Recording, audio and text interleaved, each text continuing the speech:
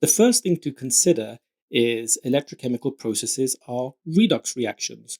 So I'm going to provide an example here where we have a reaction between copper and silver nitrate.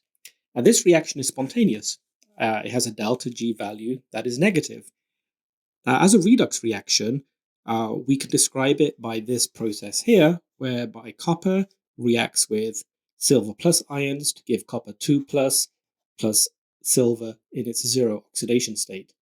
Now, clearly we can see here that copper is becoming copper 2 plus, so it loses 2 electrons.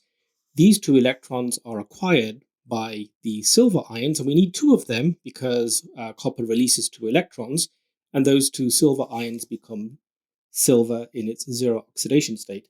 So if you do a very simple reaction where we place solid copper in a solution of silver nitrate, and the silver nitrate is our source of silver ions, what we will find is that gradually this copper strip here will start degrading, dissolving, because it's becoming copper 2 plus ions, and we will get a deposit of solid silver around that strip of copper.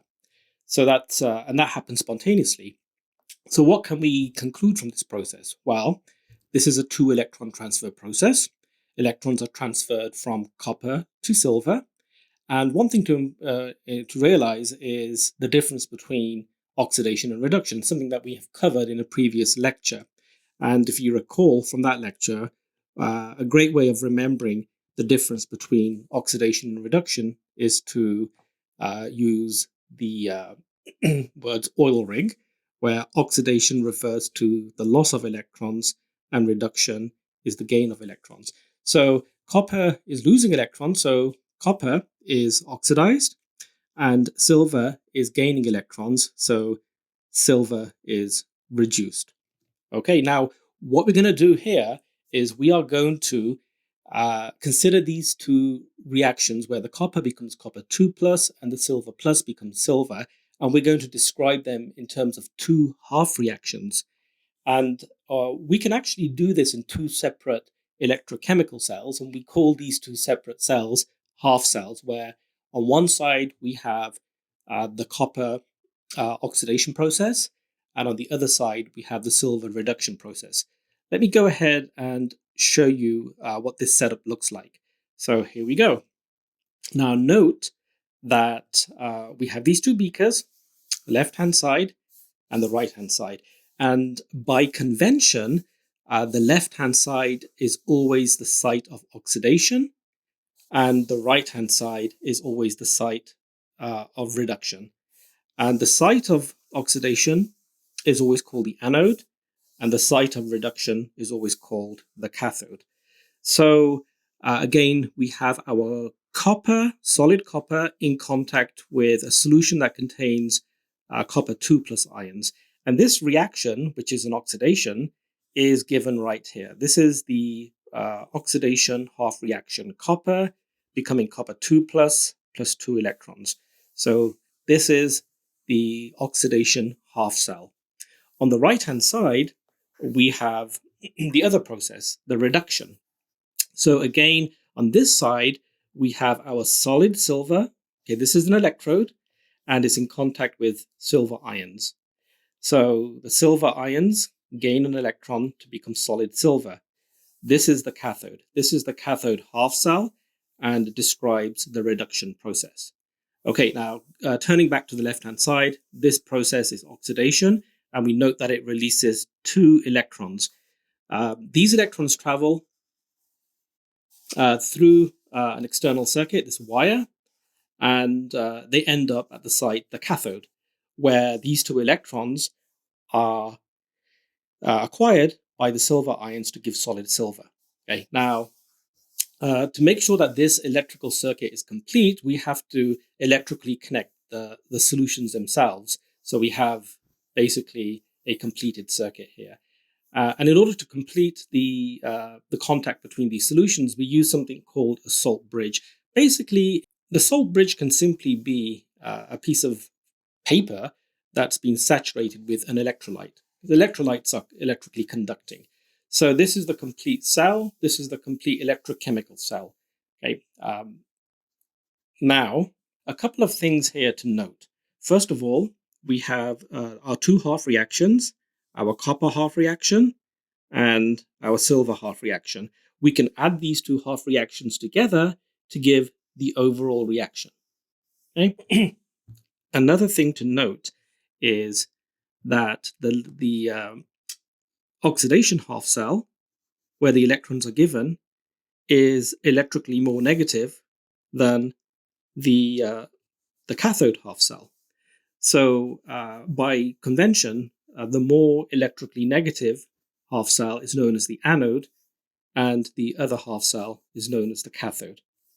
Okay, a great way of remembering the difference between these two half cells is just to consider the letters AOL, okay, which we can say, well, A is the anode, O is oxidation, and L is the left-hand side. So the anode is the site of oxidation and is always placed on the left. Well, why do galvanic cells operate?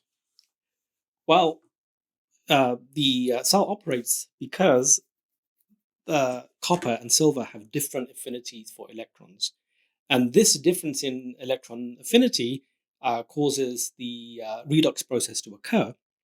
And this difference in the affinity of electron results in an electrical potential difference between the electrodes. And as a result, electrons flow from anode to cathode. In this particular example, this process is spontaneous. Essentially, what we're doing is we're converting chemical potential energy into electrical energy, which can then be used to do useful work. And if you remember on our topics in thermodynamics, work, if we have a negative value for work, then the system does work on the surroundings. And in this particular case, the work will be negative. Now, it is possible to force the electrons to go in the other direction. This is not a spontaneous process. And so in order for us to make this reaction go in the opposite direction, we have to actually apply an external potential difference. We have to add energy into the system to make it go in the opposite direction. This is known as an electrolytic cell, and in this presentation, it will not be considered. We are only talking about galvanic cells, the type that we've described.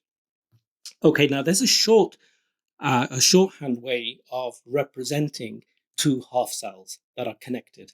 And let me go ahead and show you how this is done. We're going to use the same example, the copper and the silver plus example. So again, on the left-hand side, what we're doing is we're first showing what the electrode looks like. In our particular example, the electrode was a strip of solid copper. We place a vertical line to show that the half cell contains the solid, and in the beaker, we have the copper 2+ ions. So this part represents the anode, the left-hand side, half cell. On the right-hand side, we have a silver electrode in contact with our silver ions. Again, we put a vertical line here to represent that these two are in two distinct phases. And in the middle, we put these double dash lines there to essentially distinguish between the left and the right. They can represent the salt bridge if you like. Now, so this is how we would normally connect the cell. And we know that if we connect it this way, the process will be spontaneous. For an electrolytic cell, where we have this process here, these would be switched. But again, we're not going to be talking about electrolytic cells. Okay, so it's also possible to construct half cells that actually don't have reactions involving solids. Now, in the example that I gave you, we noted that copper was a solid, and we noted that silver solid was produced. And so conveniently, we can use copper and silver solid electrodes. But what if we had a reaction where we had no solids present? We only had ions in solution. Well, we need to get the electrons from the left-hand side to the right-hand side. And so we do this by using an electrode that is inert. Okay? It doesn't take part in the reaction, but it does serve to move the electrons from the left-hand side to the right-hand side. So these are known as inert electrodes, and some examples include platinum and graphite. So let me show you an example here. Well, I'm going to just focus on this particular picture here. So we have two ions present here in solution, Fe2 plus and iron 3 plus. And being the anode, this is the site of oxidation. So iron 2 plus loses an electron to give iron 3 plus. And when it loses the electron is taken up by the inert electrode here, the platinum, goes over to the other side where chlorine gas takes up the electron and becomes chloride ion. Okay, so this site here is a site of reduction where chlorine, Cl2, adds an electron to give chloride ions. Okay, so this is a fine example of where we have a reaction that involves ions and even a gas, but there are no solids involved in this reaction. So if I just zoom back out here, we can clearly see our shorthand description of this galvanic cell. So on the left-hand side, we have our platinum inert electrode in contact with our two ions in solution, the Fe2 plus and Fe3 plus. We have a separation, the salt bridge, and on the right-hand side, on the extreme right, we place our electrode. We have chloride ions in solution, and we also have chlorine gas, and we use the solid vertical lines to distinguish between these phases. So this is the left-hand side, this is the right-hand side. This is a reaction involving ions and a gas, and the platinum electrodes only serve to transport the electrons from the anode to the cathode. So what's going on here? So on the left-hand side, where we have the anode, as I mentioned earlier, Fe2 plus becomes Fe3 plus an electron. And on the cathode, the chlorine gas acquires two electrons to give two chloride ions. So this process here is clearly oxidation. This one is reduction. Now, when we add these two equations together to get the net equation, just remember to multiply this first equation by 2 because we need 2 electrons in that first equation so that they can cancel out with the 2 electrons in the second. So when we do that, we end up with the final net redox equation. Okay. In that particular case, if W is negative, then of course the cell performs work on the surroundings by our sign convention. Now, this work itself, this work itself is related to delta G. So, for example, if we measured the initial maximum value of the potential difference, then this work would represent the maximum delta. It will represent the maximum work that the cell can do on the surroundings. And this is defined as the delta G for the reaction. So I can show you that right here, that the delta G is equal to the maximum electrical work. So if that's the case, then the delta G is equal to the maximum electrical work. And of course, by the above equation, we can see that delta G is directly related to the maximum potential difference of our electrochemical cell. Now, it's more convenient to replace this Q by this quantity here, NF, where F is the Faraday constant, is essentially the charge on 1 mole of electrons, and N represents the number of electrons in the redox reaction. So if you remember our reaction between copper and silver ions, 2 electrons were being transferred there. So N would be 2 in that particular case. So my final equation here is that delta G for an electrochemical reaction is equal to minus N times the Faraday constant times the potential difference of the electrochemical cell. Now, if the concentration of ions in solution were 1 molar, well, those would be standard concentrations. In that particular case, we would measure what we call the standard potential difference, which is given right here. And if we know N, the number of electrons transferred, we know the Faraday constant, we could obtain the standard Gibbs free energy of the reaction. So just to give you an example here, let's say we have this galvanic cell. Okay, on the left-hand side, site of oxidation, we have solid nickel in contact with nickel 2 plus ions. And on the right-hand side, we have solid copper in contact with copper 2 plus ions. And these ions are solutions both at 1 molar. Okay, so these are at standard concentrations. If we connect the cell, we can measure the maximum potential difference. And we find that it's 0.602 volts. So our standard potential difference is 0.602 volts. And we can use this value to obtain the delta G for the reaction. So in this particular reaction, if you were to write the full redox reaction out, you would discover that the number of electrons that are being transferred is equal to 2. So we can put the 2 in there. We know what the Faraday constant is, and then we can put the standard potential difference value in, and we can calculate the delta G, the standard delta G for that reaction. We find that it's minus 116 kilojoules per mole, which tells us that this reaction, this overall reaction, is spontaneous. Now, here are the two reactions. These are the two half reactions. Nickel becoming nickel 2 plus 2 electrons, and then copper 2 plus taking up those 2 electrons to become copper 0.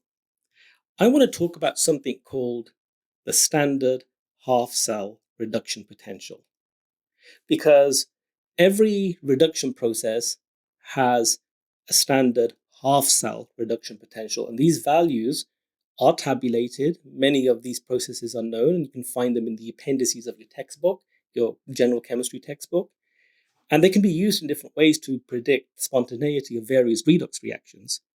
So let me take you through what this actually means and how we can use it.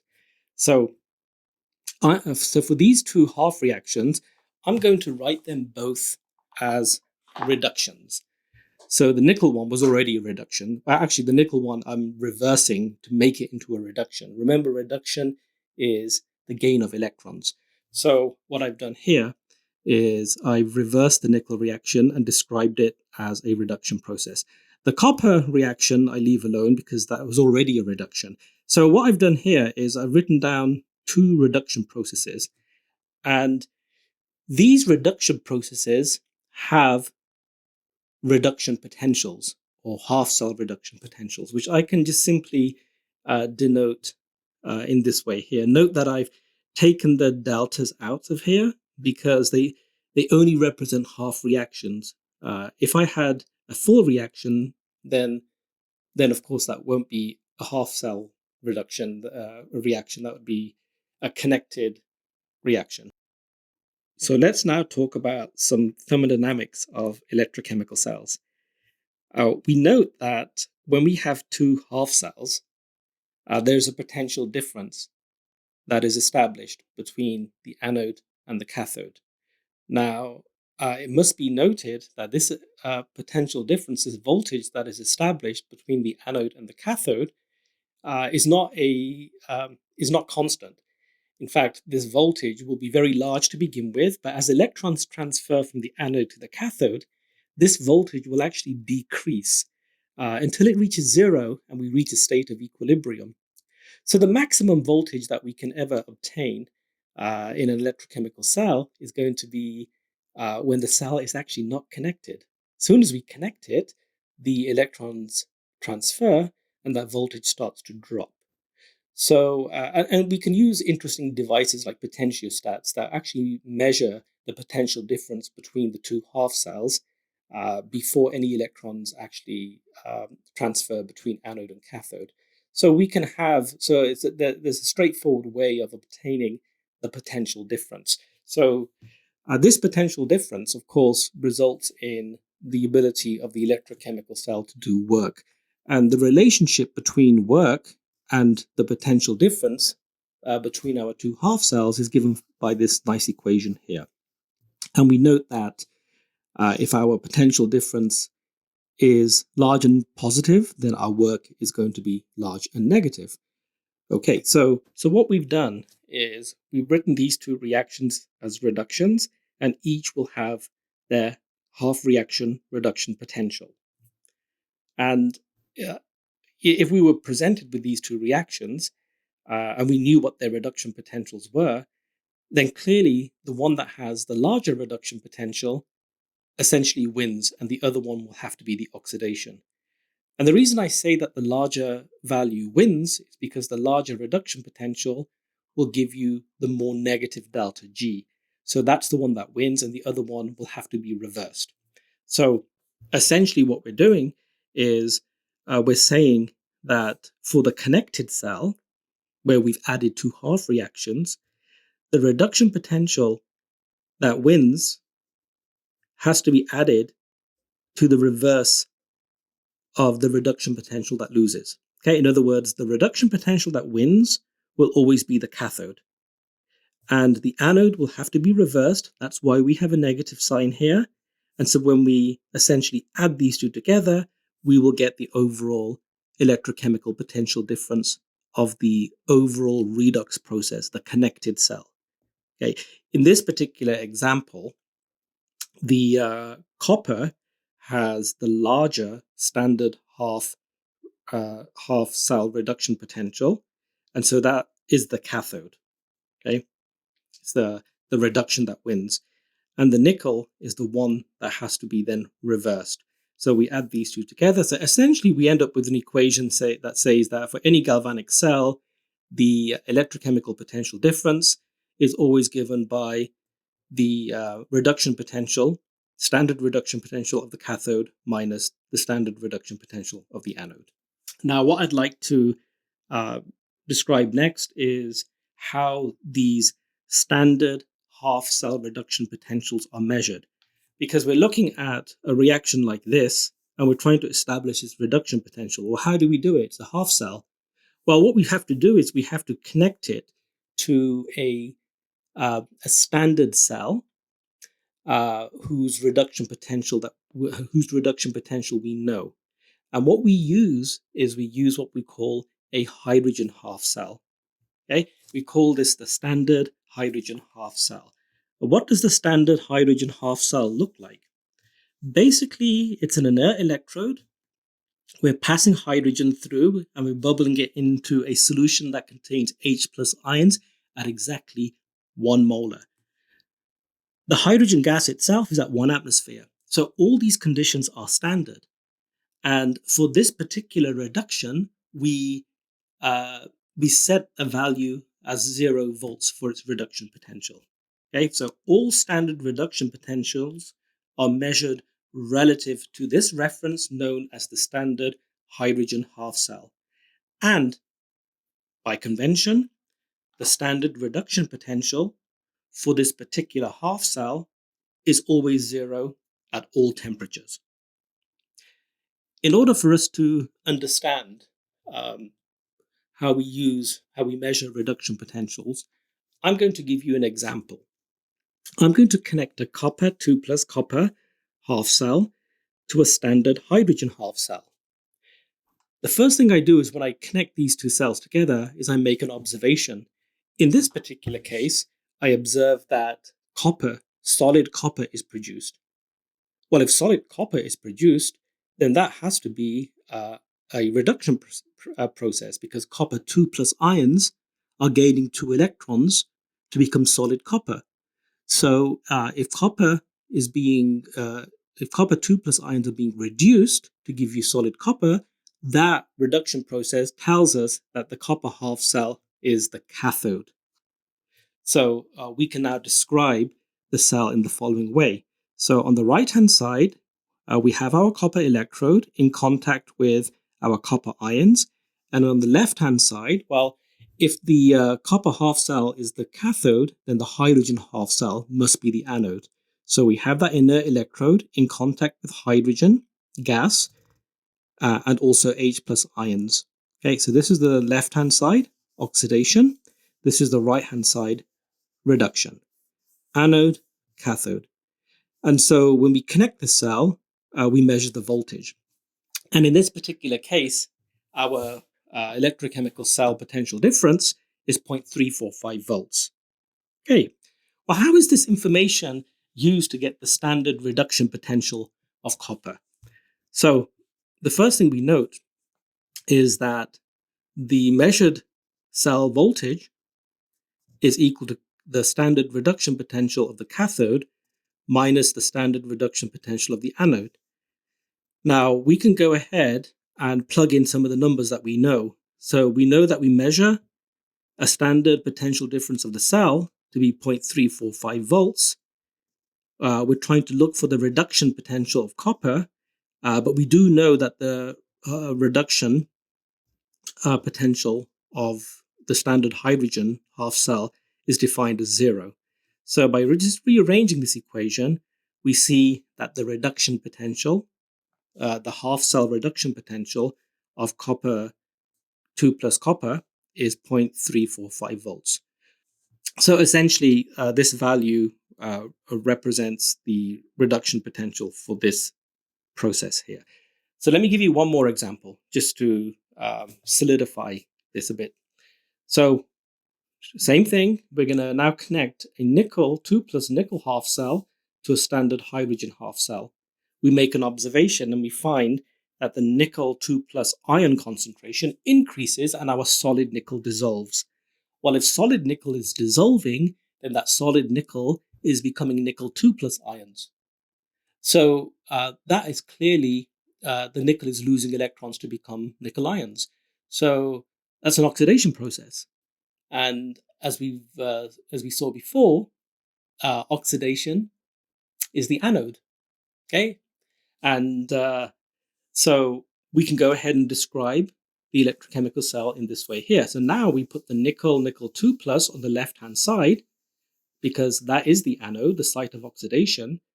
And now the hydrogen standard electrode has to be placed on the right-hand side because it now is the cathode and represents reduction. We measure, it's like we did before, we measure the cell potential difference and we get 0.257 volts. We use our formula. The standard potential difference of the electrochemical cell is equal to the standard reduction potential of the cathode half cell minus the standard half cell reduction potential, the anode. So we can go ahead and plug our numbers in. We know that our measured value is 0.257. Hydrogen is 0. And this here represents the standard reduction potential of the nickel. And we can rearrange it and establish what the standard half cell reduction potential is for the nickel 2 plus nickel reaction, okay, which is given right here. So once we have these two, we can connect the copper half cell with the nickel half cell. Well, first of all, let's take a look at these reduction potentials. Which one wins? Well, the copper. The copper wins. The copper has a larger, more positive reduction potential, which corresponds to a larger negative delta G. So that one wins, and we leave that one alone. And of course, it is a reduction process, so it is the cathode. The other one becomes oxidation or the anode. And so we can go ahead and write down the complete description of the electrochemical cell. We put the anode on the left-hand side, which is our nickel, and we put the cathode on the right-hand side, which is the copper system. And we can determine what the potential difference of this connected electrochemical cell is, because as we saw, that the value that we want is the difference between the reduction potential of the cathode and the anode. So if we go ahead and plug those values in, we get a potential difference, a standard potential difference of the connected cell as 0.602 volts, which tells us that our reaction is spontaneous. Reduction potentials can be used to make predictions about other redox reactions. As an example, I want to talk a bit about disproportionation reactions. These reactions are where a species is both oxidized and reduced. Let me begin by showing you two half reactions. So we have copper plus going to copper 0, and copper 2 plus going to copper plus with their corresponding standard reduction potentials. We can use these reactions and combine them and come up with redox processes and predict whether those processes are going to be spontaneous or not. Now, one thing that is clear is that one of these reactions has a much higher reduction potential, copper plus to copper 0. And so that reduction wins when we compare this pair. The other one, the copper 2 plus going to copper plus, has to be reversed and becomes oxidation. So let's go ahead and combine the first reaction with the reverse of the second reaction and see what we get. So the result is right here. Copper plus gives you copper 2 plus copper 0. This is a disproportionation reaction because copper plus is both oxidized and reduced. And we can combine their corresponding reduction potentials, just like we combine the reactions, to write down the overall reaction. Note that this value here for the second reaction had to be reversed. So that's why we have this negative sign here.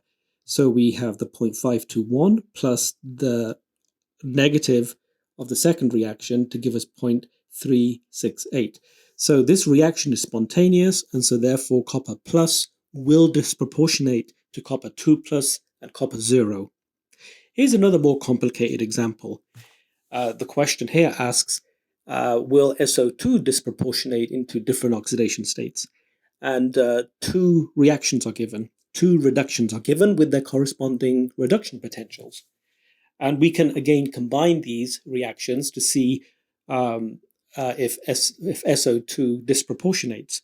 The first reaction contains SO2 as a reactant, so we're going to leave that where it is, and we're going to reverse the second reaction, and we're going to combine the two. Note that the second reaction has to be multiplied by 2 to make sure we have 4 electrons on both sides. Now, there's a very important point to be made when multiplying these half reactions by a factor. We're multiplying this by 2, but we do not multiply the corresponding reduction potential by 2. We leave that alone. So again, we reverse the second reaction and multiply it by 2, and then we add it to the first reaction, and we end up with this final reaction, which clearly shows that SO2 does disproportionate into sulfur in different oxidation states. As an exercise, you can go ahead and establish the oxidation state of sulfur in SO2 and compare it to the oxidation state of sulfur in the products. Again, we do to get the overall potential difference. We're going to add the first reaction, the reduction potential of the first reaction, to the reverse of the reduction potential of the second reaction to get the overall value, which tells us that this disproportionation is spontaneous. I have in this box here, caution, note, do not multiply reduction potential values when multiplying the equation. Okay, I'm going to talk about the effect of concentration on potential differences. And this brings us to a very important equation known as the Nernst equation. And the Nernst equation tells us how voltage changes with the concentration of species in a solution. So I'm going to cover the quick proof of the equation, and then we'll do an application. So, if we're not at 1 molar, then we're at a non-standard concentration. Okay, so if you recall from earlier material, the delta G for a reaction is always given by its standard value plus RT log Q, where Q is the reaction quotient. And remember, the reaction quotient is a ratio of the concentrations of products divided by reactants, where all concentrations are raised to their stoichiometric coefficients. So Q tells us about the progress of a reaction.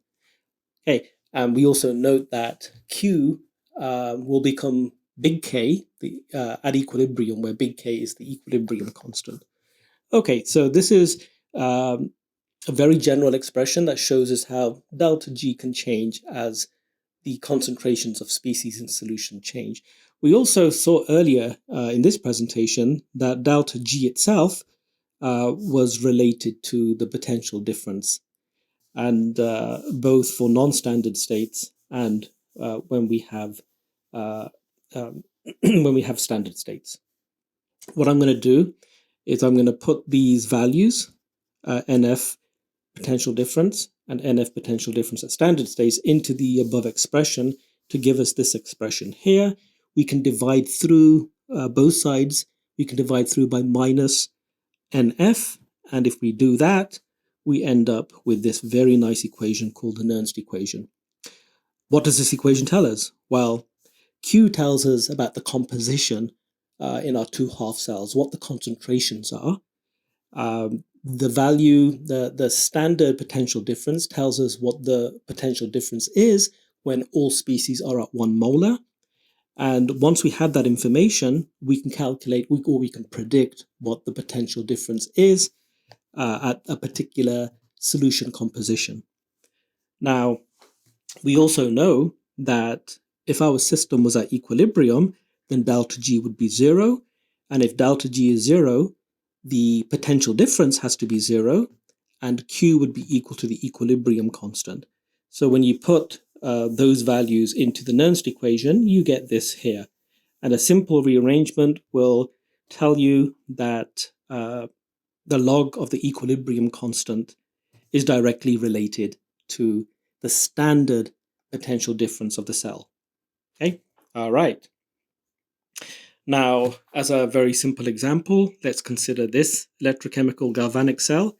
We have an aluminum half cell on the left-hand side, and on the cathode right-hand side, we have a zinc half cell. And by now, you should be able to establish the complete redox reaction. For this particular reaction, the number of electrons transferred is 6, n equals 6. So the reaction quotient, Q, is going to be a ratio of the concentrations of products over the concentration of reactants raised to their stoichiometric coefficients. Now, we noted earlier that we don't include solids because the activities of pure solids is equal to 1. So we have aluminum 3+ right here, squared because of the stoichiometric coefficient, divided by the zinc 2+ concentration cubed. We do not include the aluminum solid or the zinc solid. So Q is equal to this. Okay. And so the corresponding Nernst equation for this particular electrochemical cell is given by this formula here, okay, where we've established what Q is, and we also note that N equals 6. Now, we can apply the Nernst equation to half cells, non-standard half cells. So instead of a connected electrochemical cells having 2 half cells, we can write down a Nernst equation for one single half cell. So remember, for half cells, we don't use that delta voltage. We just use the symbol epsilon. Okay, and the HC here just basically denotes that this is the reaction quotient for just the half cell, and NHC is the number of electrons transferred in the half reaction. So, for example, let's consider this half cell here, the zinc 2+ zinc half cell, which corresponds to this reduction, zinc 2+ plus 2 electrons giving you zinc. This is the Nernst equation corresponding to that half cell. Note that N is 2 electrons. The product zinc is a solid, so we only have 1 here. Its activity is 1, and the denominator is simply the concentration of zinc 2+ ions. So again, we can establish these values using this Nernst equation for non-standard half cells, and we can obtain the overall potential difference for a connected cell if we know what the reduction potential of the cathode and the anode are. So here's an example here. We've got this redox process here. On the left-hand side here, at the anode, we have a zinc 2+ half cell. On the right-hand side, we have a chromium 3+ half cell. Concentration of ions are both 1 molar, and here is the overall reaction. Okay, and we can measure the potential difference of this cell. It's going to be a standard potential difference because everything's in its standard state. So we can break this down and say, well, this potential difference is going to be the potential difference of the cathode minus the potential difference of the anode, and these two these two are Nernst equations for just the half cells, and we can simplify this, and we end up with this equation at the bottom here, which is the regular Nernst equation that we came across before. So that's just a kind of quick rationale that we can use these Nernst equations for half cells to basically show and prove the Nernst equation for an overall connected cell.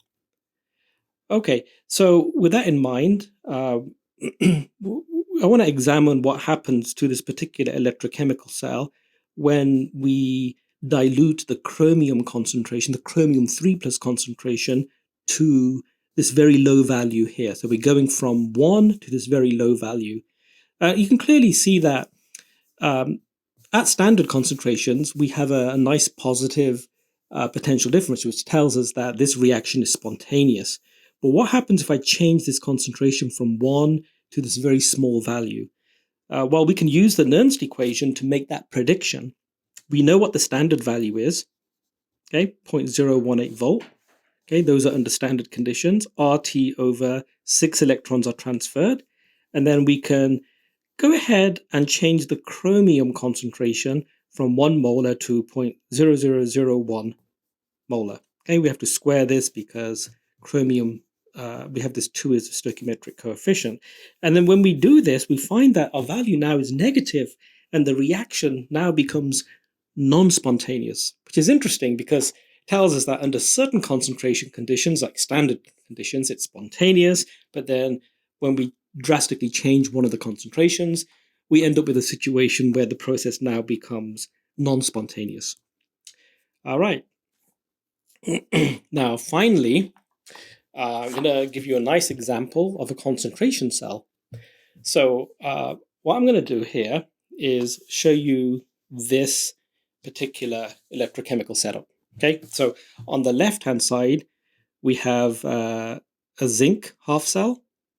And on the right-hand side, we have a standard hydrogen half cell. Okay, so here, this is 1 molar. So this really represents a standard cell too. Zinc in contact with zinc 2 plus ions. It's all standard state. Now look at what's happening on the right-hand side. We have a hydrogen in its standard state, but look at the H plus ion. It's not 1 molar. It's something that's unknown. And it's really interesting because you can use this kind of setup to establish what that unknown concentration is. This is a bit like a pH meter, right? Where we have a solution of unknown hydrogen ion concentration. Can we determine it if we connect it to this half cell here? So standard zinc half cell, and then we have a non-standard hydrogen half cell with an unknown hydrogen ion concentration. Can we establish the concentration of H plus ions? So just returning back to my notes here, where I've emphasized here that H plus ion concentration is unknown. When we connect this particular cell up, we measure a potential difference of the connected cell at 0.473 volts. Okay, so that's an experimental measure here. And the question is asking, what is the hydrogen ion concentration? Okay. First thing we do is we look up the standard reduction potential for zinc 2 plus, right? So basically this reduction here, look it up, and this is the value right here. Okay. All right. So here is a description of the cell. Anode, the zinc system. Cathode, the hydrogen cell with unknown hydrogen ion concentration. Over here, I'm showing you what's basically happening at the anode and the cathode. Of course, at the anode, zinc is becoming zinc 2 plus 2 electrons. It's the oxidation. And then at the cathode, we have the hydrogen ions acquiring electrons to become hydrogen gas, which is the reduction process. And we can add these two reactions together, okay, and obtain the overall reaction. number of electrons transferred is 2. N equals 2 in this particular case. We can also establish the standard potential difference of the connected cell, which is going to be the standard half-cell reduction potential of the cathode minus the anode. Now note that the cathode is hydrogen and its standard value is 0 volts, minus the value for the anode, which is the zinc 2 plus zinc system, which is right here, which will be looked up in a table. We can plug these two numbers in and we find that the standard potential difference of the connected cell is 0.7618 volt. We can add all this information into the Nernst equation. So going through this, the measured potential difference for the non-standard cell was 0.473. Under standard conditions, it's 0.7618, which is what we just calculated. N is 2 and log Q. Okay, so what we can do from this equation is establish what Q is. Q turns out to be this number here. Okay, we do the calculation, we get 5.8 times 10 to the 9. We also know, based on our equation here, that the expression for Q is going to be the ions zinc concentration divided by the hydrogen ion concentration squared. Remember, we do not include the zinc solid because its activity is 1. We also don't include the hydrogen gas at 1 atmosphere because hydrogen gas at 1 atmosphere has an activity of 1. So Q is equal to this. We know that the zinc concentration, remember, the zinc 2 plus concentration was 1 molar. And so the only unknown is the hydrogen ion concentration, which we can then rearrange the equation to obtain the value for its concentration. Okay. Once we have that, we can take the negative log to the base 10 of that concentration, and that will allow us to determine the pH of the solution on the right-hand side. Okay, well, I hope I've given you a nice introduction to electrochemical processes, and that's all we have time for. Thank you. Bye-bye. Bye-bye.